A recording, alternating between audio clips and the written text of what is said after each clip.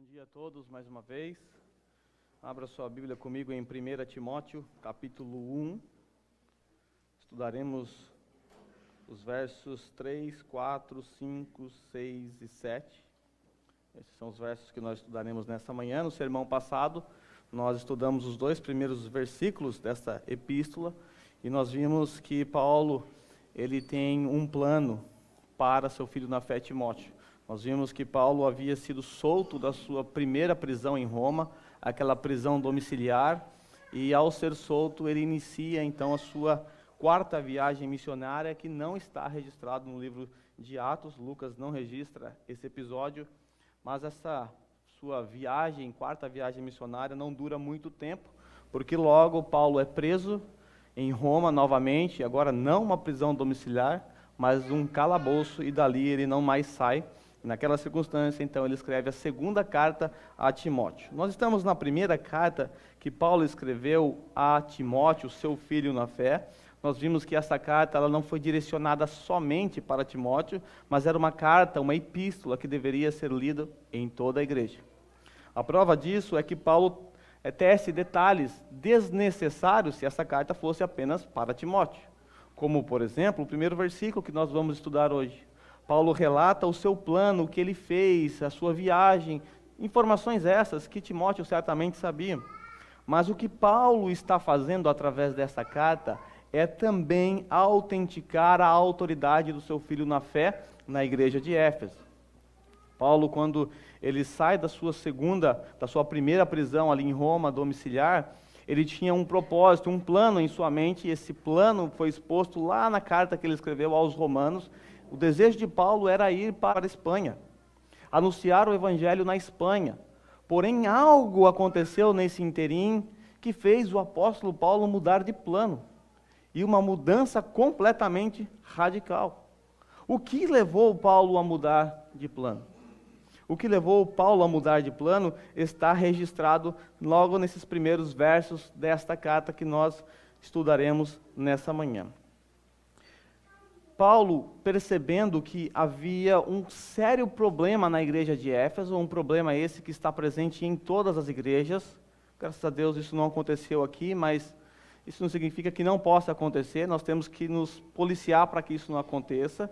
Na igreja de Éfeso, assim como na igreja de Colossos, na igreja da Galácia, na igreja de Corinto, falsos mestres se intrometeram no seio da igreja, e esses começaram a disseminar uma doutrina. E essas doutrinas ensinadas pelos falsos mestres, ora misturado com gnosticismo, com judaísmo, ou um ou outro, ou os dois ao mesmo tempo, esses ensinamentos minavam a verdade do evangelho. E como vocês já perceberam na exposição que eu fiz aos Filipenses, a verdade do evangelho é algo muito importante para Paulo, é inegociável. Ele não abre mão disso. E quando o evangelho é atacado, ou quando a verdade do evangelho é diluída, Paulo então age. E ele é capaz de mudar todos os seus planos para proteger uma igreja que estava sendo atacada por falsos mestres.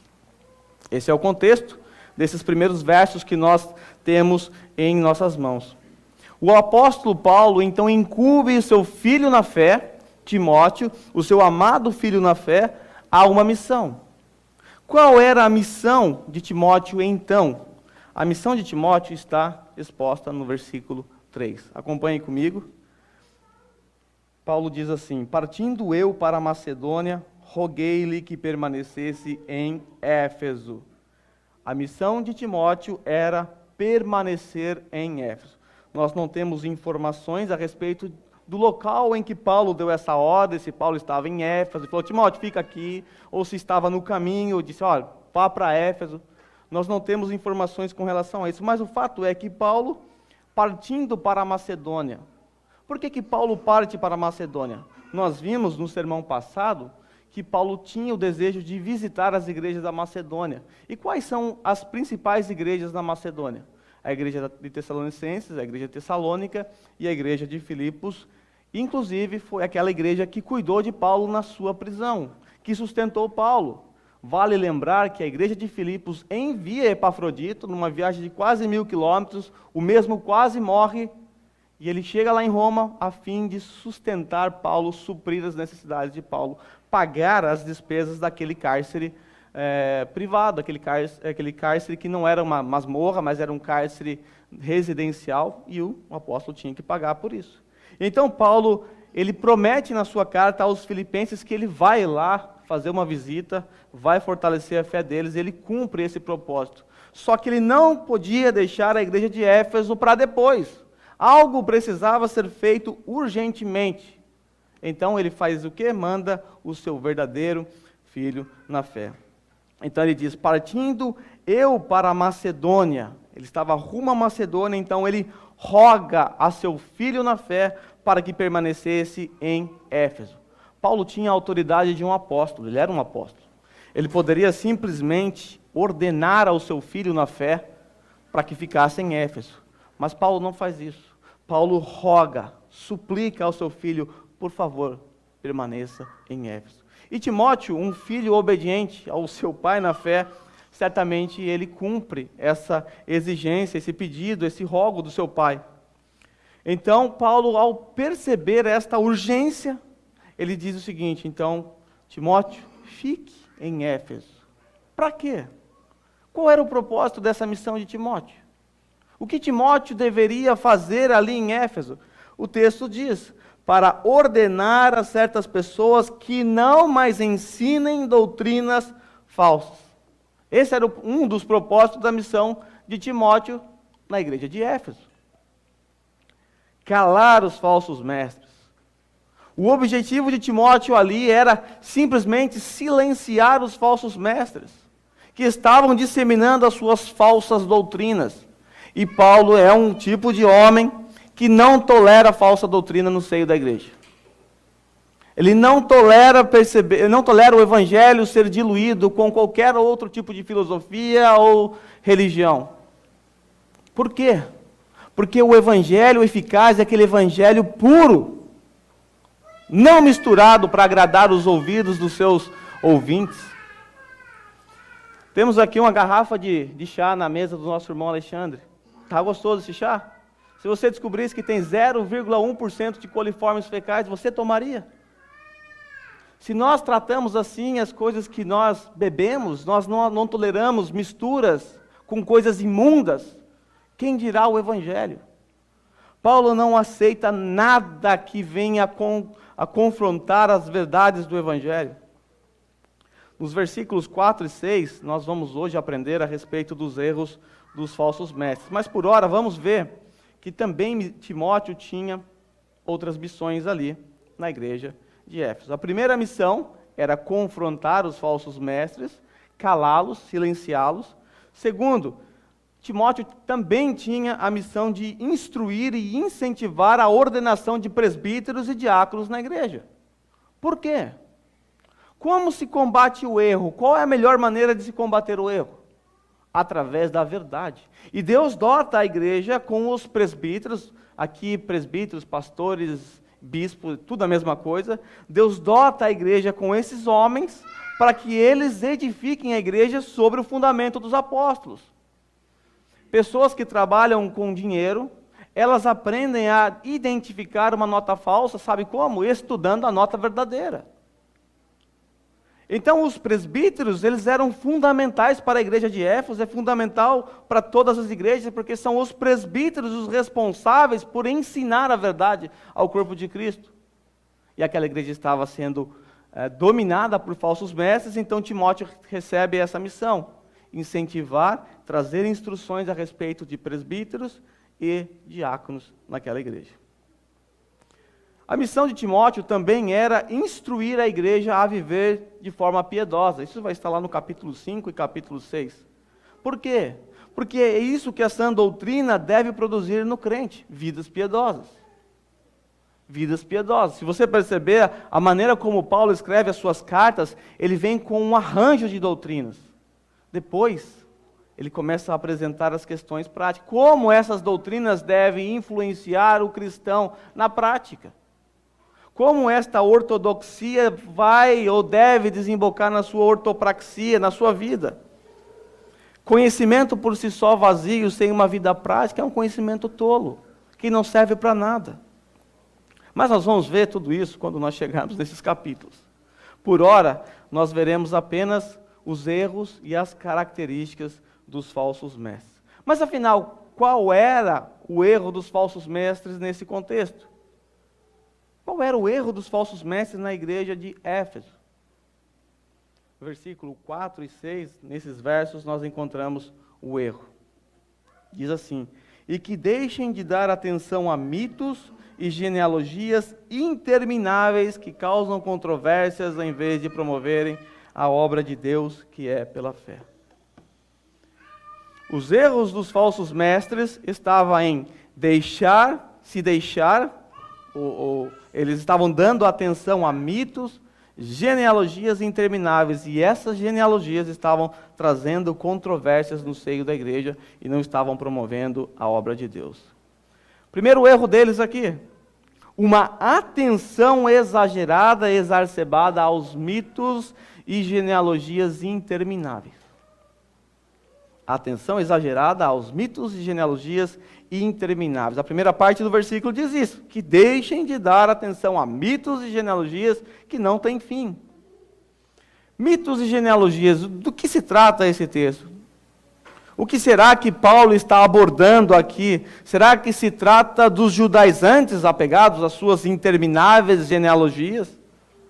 Para tentar identificar ali a sua ascendência com Abraão, por exemplo? Como era comum lá na igreja da Galácia? Ou será que se tratava do proto-gnosticismo, bem presente já naqueles tempos? É bem provável que nós estamos lidando com as duas coisas ao mesmo tempo. Quando nós olhamos, por exemplo, para o versículo 7, ele diz que os falsos mestres daquela igreja queriam ser mestres do quê? Da lei. E a partir do versículo 8, Paulo começa a explicar o uso adequado da lei, o correto uso da lei. Então fica-nos evidente, e não há sombra de dúvida, que se tratava sim também de judaizantes. Judeus, apegado às suas genealogias. Eu sou descendente de Davi, eu sou descendente de Abraão e assim por diante. Então nós não temos dúvidas que se trata de judaizantes nesse texto. Porém, quando nós lemos o capítulo 4, lá no capítulo 4, Paulo diz que os falsos mestres estavam ensinando doutrinas de demônios, tais como proibição do casamento e consumo de alimentos. Isso aqui é um desdobrado proto-gnosticismo que já estava presente nesse século, no primeiro século. Ainda que o gnosticismo ele toma corpo, toma forma no segundo século e quase arrasa a igreja no segundo século, já no primeiro século nós temos o gnosticismo embrionário. E o gnosticismo, ele defendia uma ideia um pouco ascética, de você se abster, de você maltratar o seu corpo. Nós vamos entender por que eles pensavam assim. Eles proibiam o consumo de alimentos. Os judeus não proibiam o consumo de alimentos, apenas de alguns alimentos. Aqui está envolvido todo e qualquer alimento. Por quê? Por conta da doutrina gnóstica. Quando eu usar gnosticismo, gnóstico aqui, por favor, perdoe o anacronismo. Tá? Era o proto-gnosticismo, mas hoje, olhando dessa ótica, nós conhecemos, então eu vou ser anacrônico em alguns momentos. O que eram esses gnósticos que aparecem aqui, e aparecem em várias cartas do Novo Testamento? Não com esse nome, não com esse título, mas as suas doutrinas aparecem em quase todo o Novo Testamento. E era o mal da época. Os gnósticos, eles eram uma mistura de elementos do judaísmo com a filosofia grega. Então, se você pega um judaísmo radical e joga num liquidificador junto com a filosofia dos gregos, a religião dos gregos, você vai ter os gnósticos. Os gnósticos, eles procuravam dar uma resposta religiosa e filosófica para o problema do mal. Vocês devem se lembrar que o nosso irmão Rogério pregou aqui a respeito de Abacuque, e ele tratou a questão do problema do mal. Os filósofos já tentavam dar respostas a isso. Se Deus é bom, por que o mal existe? E os gnósticos também tentaram dar a sua resposta. Eles acreditavam que a matéria é eterna, porém má. Eles defendiam que o mundo foi feito desta matéria, que eles dizem ser má. E esse raciocínio usado pelos gnósticos foi um raciocínio a fim de inocentar Deus, como problemas do tipo o mal, o caos, o sofrimento, as tragédias e toda a espécie de mal. Porque os gnósticos entendiam, Deus não pode estar por detrás disso. Deus não pode saber desse problema, esse problema tem que estar apartado de Deus, porque Deus é bom. Hoje o teísmo aberto faz a mesma coisa. Tentando dar resposta ao problema do mal, o teísmo aberto diz, olha, Deus abriu mão da sua onisciência, ele nem sabe o que vai acontecer no futuro. Porque se ele souber e não fizer nada, ele também é mau. Essa é a tolice dos nossos tempos. Mas naquele tempo, os gnósticos entendiam que a matéria é má, e o mundo foi feito dessa matéria, e essa matéria é pré-existente. Olha o absurdo. Essa matéria já existia, não foi Deus que criou essa matéria.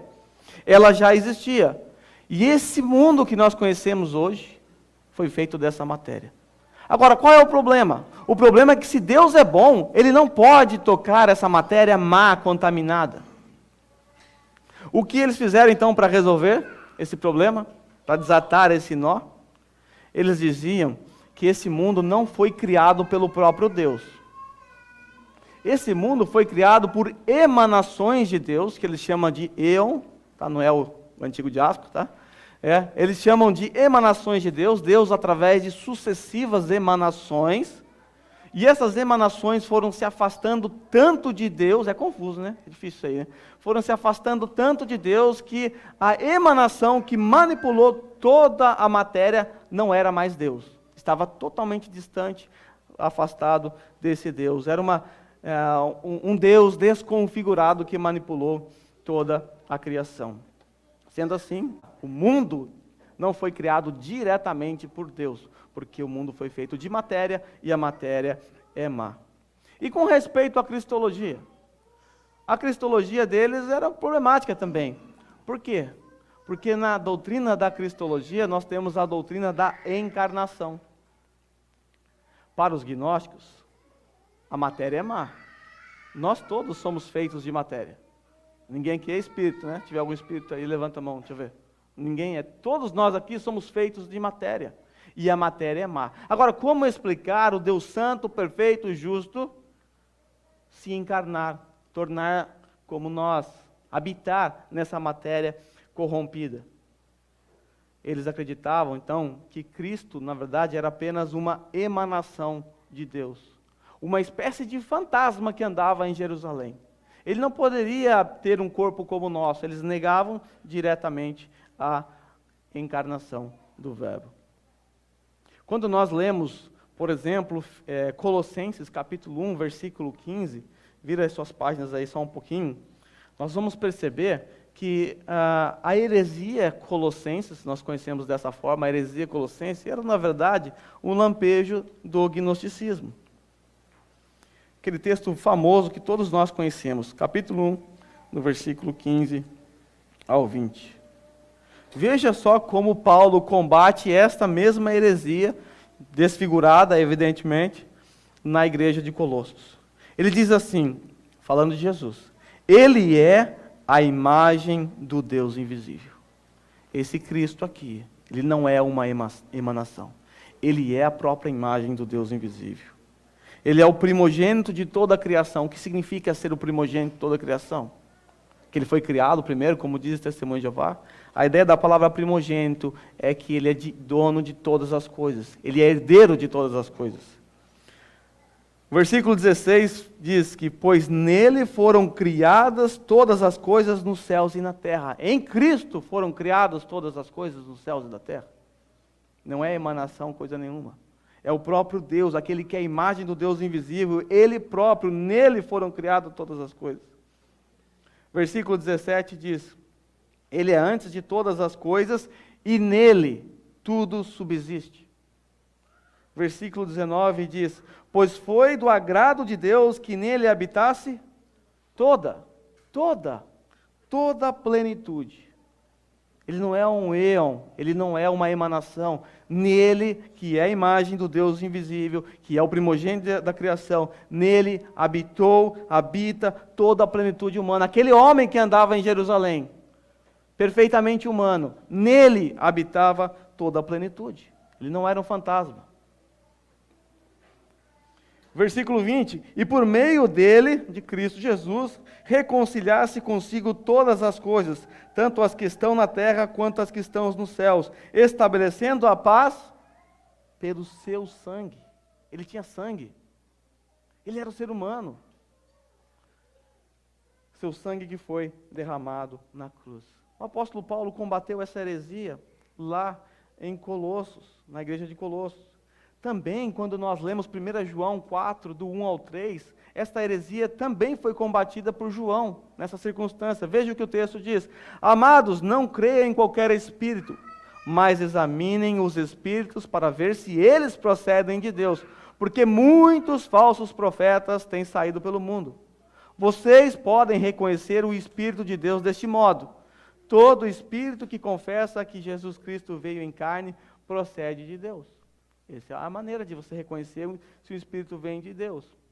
Eu vi já essa cena, talvez alguns aqui já viram em alguma igreja, em que o cidadão cai ali endemoniado, e aí a Universal tem bastante isso. O pastor vai lá entrevistar o demônio. Aí a pergunta que ele faz: você confessa que Cristo veio em carne? Aí o capiroto lá fala: confesso. Então não é demônio. Porque o texto diz: você conhece o Espírito de Deus se ele confessa que Jesus Cristo veio em carne. Será que é isso que estava em jogo? Essa era uma forma de identificar um espírito maligno na vida de um falso profeta. Aqui era para avaliar um falso profeta, um falso mestre. Se ele defendesse uma doutrina contrária a essa, que negasse o fato de Cristo ter se tornado um homem, então esse era um falso mestre. A doutrina dele era uma doutrina de demônio. Era o espírito do anticristo. Ele diz aqui: esse é o espírito do anticristo, acerca do qual vocês ouviram que está vindo e agora já está no mundo. Então quem negava a encarnação de Cristo naqueles tempos eram os gnósticos. Mitos e genealogias eram problemas próprios dos judaizantes. Como eu já disse, eles buscavam nas suas genealogias a fim de provar a sua descendência com Abraão, e isso gerava muitos mitos e histórias em cima dessas genealogias, mas também era uma prática comum entre os gnósticos, né? Mais uma vez, perdoe o anacronismo. Os gnósticos também criavam mitos e fábulas em torno das suas descendências. Eles buscavam nas suas genealogias suas emanações anteriores e superiores. Então, nós não sabemos de quais mitos de genealogia Paulo está tratando aqui. É bem provável que seja mais os judaizantes, mas esse era um problema também dos gnósticos.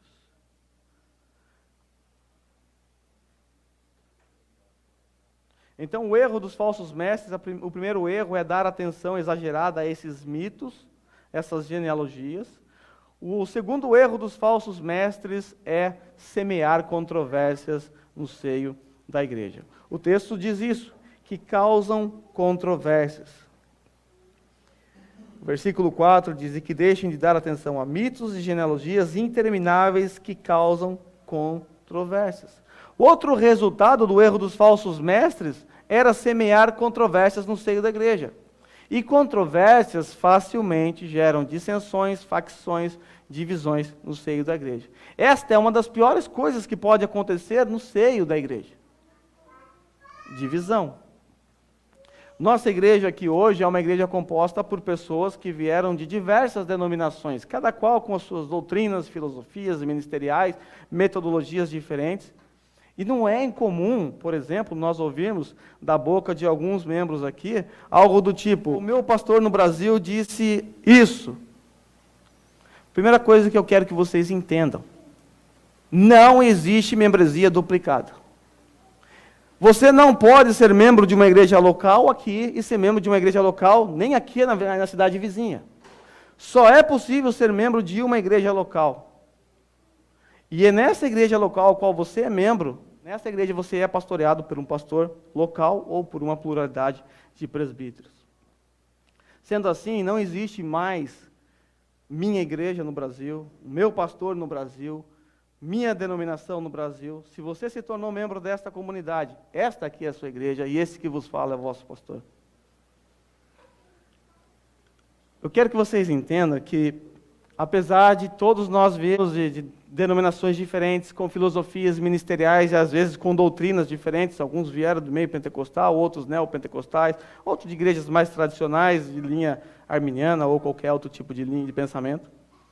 Apesar de todas essas linhas, nós devemos entender o seguinte: todos vocês aqui possuem o direito de discordar do que é ensinado por essa igreja. Aqui a gente não é comunista, né? Ninguém é obrigado a seguir cegamente, senão você vai para o paredão ali, o Renato vai te fuzilar. Não é assim. Você tem liberdade para discordar. E o problema não está no fato de você discordar de alguma doutrina, de algum pensamento ou de algum ensinamento que é ensinado nessa igreja. O problema está quando você semeia isso, leva a sua discordância para frente, dissemina ela entre outras pessoas. Você pode discordar do que é ensinado por essa igreja? Pode. Mas, no mínimo, você, enquanto membro aqui, deve respeitar para não cometer o mesmo erro dos falsos mestres. Semear discórdia no meio da igreja. O que nós fazemos com a nossa discordância? Que é possível, você tem direito a isso. Primeiro passo: poxa, eu não concordo com essa doutrina. Eu não concordo, por exemplo, que Jesus veio em carne. Eu acredito que ele era só Deus. Primeira coisa, procure seu pastor, converse com ele sobre o que você pensa sobre tal doutrina. E o resultado disso abrirá 2 caminhos, 2 passos. Primeiro, você pode se convencer e entender que a posição da igreja é bíblica e mudar o seu pensamento. E é o que eu espero. Segundo, você pode continuar acreditando na sua posição, a posição que você traz da igreja que você estava aqui no Japão ou em qualquer parte do mundo. E eu repito, é um direito seu. Mas se essa última for a sua posição, só lhe resta uma opção: guardar para si. Não sair por aí colocando as pessoas contra o que é ensinado e defendido na igreja. Se assim você fizer, na verdade estará sendo um servo de Satanás, lançando as sementes da discórdia que fatalmente desembocará em cisma no corpo de Cristo. Paulo contempla problemas desse tipo ali. Esses problemas estavam também presentes na igreja de Corinto. Então, se você está debaixo desse guarda-chuva, a Igreja Batista Reformada em Randa, você deve saber que ela tem a sua confissão de fé, ela tem os seus credos, ela tem a sua definição de fé. E quando você se torna membro aqui, você está debaixo desse guarda-chuva. E você, no mínimo, deve respeito à fé dessa igreja. Para quê? Por que a gente pensa assim? Por que a gente age assim? Para não haver controvérsias. Para não haver controvérsias. Se as doutrinas ensinadas nessa igreja não lhe agradam, só lhe resta uma opção: a liberdade de procurar uma denominação que agrade ao seu sistema de doutrina. De repente você gostaria de ver pessoas caindo aqui, pulando, falando, gritando, imitando animais, como acontece em algumas igrejas por aí? Talvez essa não é uma igreja adequada para você mesmo. Talvez outra igreja seja mais adequada para você. E você tem liberdade para isso. Mas enquanto estiver aqui, você não vai pular, não vai imitar animal, não vai fazer esse tipo de coisa aqui. Porque você deve respeitar a fé ensinada nessa igreja. Outro erro dos falsos mestres: não promover a obra de Deus que é pela fé. Essas discussões tolas que estavam acontecendo na igreja ali, essas divergências com relação aos mitos por detrás da genealogia, estava gerando controvérsias na igreja e isso não estava promovendo a obra de Deus. O texto diz que, em vez de promover a obra de Deus, que é pela fé, eles estavam promovendo esses mitos aí por detrás das genealogias. Essas controvérsias acerca dos mitos estavam gerando calorosas discussões no seio da igreja e isso não estava cooperando para o progresso da obra de Deus na igreja de Éfeso. Ao invés da igreja se dedicar à obra de Deus, à expansão do evangelho, eles estavam perdendo tempo com coisas inúteis, tolas, discussões bobas a respeito de coisas intermináveis. E a obra de Deus, A proclamação do Evangelho, o ensino na igreja estava sendo negligenciado, porque essas pessoas estavam se apegando a esse tipo de coisa. Outro erro dos falsos mestres. Outro erro dos falsos mestres é esse ávido apego pelas discussões inúteis. Está lá no versículo 6. Diz que alguns se desviaram dessas coisas, voltando-se para discussões inúteis. O versículo 6 diz que algumas pessoas daquela igreja, esses falsos mestres, eles se desviaram dessas coisas. Mas o que são essas coisas? Do que eles se desviaram? Essas coisas, a resposta a isso está no versículo 5, no versículo anterior.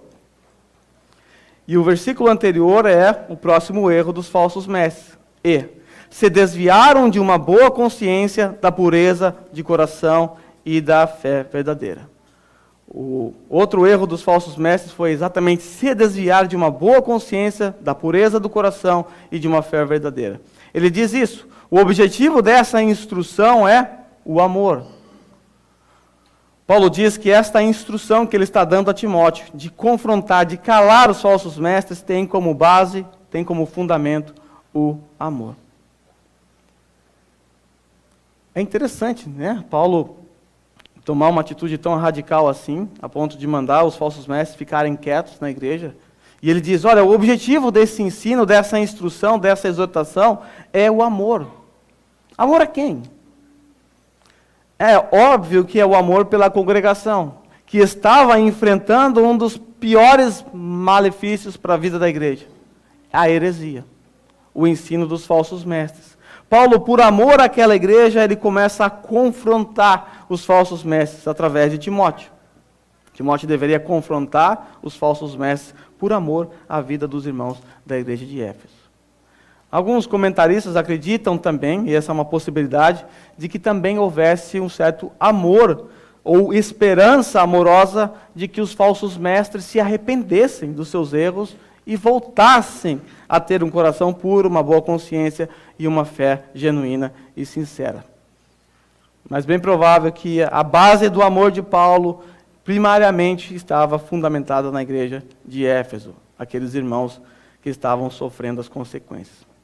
Eu gostei da maneira como John Stott concluiu este ponto, apresentando uma tese após Paulo apresentar um contraste entre essas especulações e a fé na revelação de Deus. Então ele faz um contraste, as especulações e a verdadeira fé genuína. Ele também apresenta aí um contraste entre as controvérsias e o amor uns para com os outros. Ele diz assim, há dois testes de ordem prática que podem aplicar em todo ensino. Nós devemos aplicar isso em todo ensino. O primeiro teste é o teste da fé. Será que esse ensino provém de Deus? Estamos conforme a doutrina dos apóstolos ou será que é fruto da minha fértil imaginação humana? Esse é o primeiro teste. Aquilo que é ensinado por um mestre deve passar por esse teste. É fruto da imaginação dele? De um sonho que ele teve? De uma elucubração? Ou é fruto da doutrina apostólica? O segundo teste é o amor. Esse ensino, ele promove a unidade do corpo de Cristo, ou esse ensino é responsável por causar divisões no corpo de Cristo? O critério final pelo qual julgar qualquer ensino é se ele promove a glória de Deus e o bem-estar da igreja, o bem-estar espiritual da igreja. E a doutrina dos falsos mestres, que estavam presentes naquela igreja, estão presentes hoje em dia, não fazem isso. Os seus ensinos não promovem a glória de Deus. Os seus ensinos não visam o bem-estar dos membros daquela igreja. Os seus ensinos apenas visam lucro para si e fama, status. Mas quais são as características dos falsos mestres? Nós temos aqui algumas características com base nesse texto. O versículo 7 diz assim, querendo ser mestre da lei, quando não compreendem nem o que dizem, nem as coisas acerca das quais fazem afirmações categóricas. 3 características a respeito dos falsos mestres. Primeira característica, querem ser mestres da lei. O texto diz, querendo ser mestres da lei. Esses aqui, eles desejavam os prestígios dos mestres rabínicos. Eles almejavam por uma posição de status. Ser mestre em Israel, ou Ser mestre naquele tempo, dentro mesmo da filosofia grega, era algo que trazia status. Eles desejavam esse prestígio dos mestres rabínicos. Segunda característica dos falsos mestres, eles não compreendiam nem o que falavam. Eles desejavam o prestígio de um mestre judeu, rabínico, mas não estavam de fato interessados em aprender o real significado acerca da lei. Eles queriam ser mestres da lei sem saber o significado da lei. É como alguém querer ser um professor universitário sem saber fazer uma conta de mais. Sem saber fazer uma equação simples. Sem saber conjugar um verbo simples. Era esses aqui. Falavam, queriam ser mestres da lei, mas eles não entendiam nada do que falavam. E a terceira característica dos falsos mestres é que eles fazem afirmações contundentes. Eles falam com eloquência, eles gritam, eles esperneiam. O texto diz, eles fazem afirmações tão categóricas. Eles não compreendem o que dizem, porém fazem afirmações categóricas. Eles esperneiam, eles gritam, eles falam com uma aparente autoridade e até enganam as pessoas. Quantas pessoas não compraram o feijãozinho do Valdomiro Santiago para curar a Covid? Ele fala com uma eloquência. Parece que ele sabe de algum segredo que ninguém sabe. E aí as pessoas cegas compram. Falsos mestres, eles usam sua eloquência para confundir os seus seguidores. Defendem o erro a fim de ganhar mais seguidores para si. Assim são os falsos mestres. Eles querem ser mestres da lei, querem status, porém eles não estão nem aí para estudo das Sagradas Escrituras, não se preocupam com o que a Bíblia diz. E eles, por não saber o que a Bíblia diz, eles fazem afirmações, eles defendem as suas teses, as suas ideias de forma tão contundente que às vezes confunde até mesmo irmãos sinceros. Irmãos, de fato, o fato de não sermos mestres na igreja hoje não nos impede de cometermos os mesmos erros que os falsos mestres cometeram. Pode pensar assim, puxa, mas eu não sou um mestre aqui na igreja, eu não ensino, eu atuo no louvor, eu atuo na recepção, eu ajudo em outras áreas, então esse texto aqui não serve para mim, porque afinal eu não vou ensinar aqui na igreja. Mas o fato de você não ser um falso mestre não significa que você não pode cometer os mesmos erros. O que é que nós podemos fazer à semelhança dos falsos mestres? E que é condenado por Paulo aqui nesse texto e também em outros textos. Primeiro, semear controvérsia no seio da igreja. Esse é um erro que qualquer um aqui pode fazer, pode cometer. Segundo erro, não promover a obra de Deus. Não promover a obra de Deus. Talvez tenhamos toda a teologia, todo o conhecimento, toda a sabedoria, mas estamos com os braços cruzados, não promovendo a obra de Deus. Outra coisa que podemos fazer, apegar a discussões inúteis que não edificam em nada. Entrar lá na internet, no Face, ou até mesmo entre nós aqui nas nossas comunhões, no parque, entrar em discussões inúteis que não levam a nada, absolutamente nada. Será que Adão tinha umbigo? Desejar o status de mestre a fim de se aparecer ou qualquer outra posição da igreja, Eu quero ser aí um diácono da igreja, Talvez isso traga algum destaque, algum status. Almejar status, simplesmente para se aparecer. Outro erro, podemos falar de forma contundente nas discussões tolas que temos a respeito de assuntos que nós não dominamos. Não dominamos, o brasileiro é campeão, ele tem opinião para tudo. Ele sabe de tudo. Os médicos não descobriram o que faz para curar o Covid, mas se você perguntar para os brasileiros, eles sabem. Eles têm resposta para tudo. E aí você vai discutir com ele, ele fala bravo, quase bate em você, tenta te convencer. Então nós podemos falar de coisas, de assuntos contundentes, sem sequer estudar e dominar o assunto. Apenas com base nos nossos achismos, fazendo assim, papel de tolo. Esses são os erros dos falsos mestres. Esse é o caráter do falso mestre. E esses erros e esse caráter dos falsos mestres pode estar presente na vida não só de quem está aqui ensinando, mas na vida de vocês que estão aí ouvindo. Paulo está dando essas instruções severas, porque esses ensinos estavam minando a verdade do Evangelho, e o Evangelho para Paulo é inegociável. E eu pergunto, para você o Evangelho é inegociável? Você trata o Evangelho dessa mesma forma que Paulo trata? O Evangelho para você é prioridade, a expansão do reino? Se importar com as coisas que realmente importam? Se importar com a vocação que o Senhor nos deu de anunciar o Evangelho a todas as nações, a edificar uns aos outros, a cuidar uns dos outros, como o corpo de Cristo? Será que nós conseguimos olhar uns para os outros tendo as lentes do Evangelho? Ou olhamos uns para os outros com a lente do meu olhar altivo? Eu não vou com a cara daquele, eu não gosto muito daquele. É um desprezo ao Evangelho. Nós vimos em Filipenses que o Evangelho mudava toda a visão de Paulo com relação a todas as circunstâncias. O Evangelho é central para o cristão. Essas instruções serviriam para que Timóteo ajudasse os presbíteros da igreja, que fracassaram no seu papel de confrontar, combater os falsos mestres. Eles não perceberam que a obra de Deus não estava sendo promovida na igreja de Éfeso.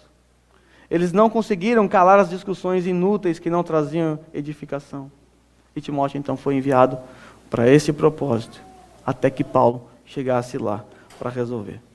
Que o Senhor nos ajude, enquanto igreja do Senhor aqui nessa terra, a nos mantermos fiéis às verdades do Evangelho, a lutarmos pela fé que uma vez por todas foi entregue aos santos.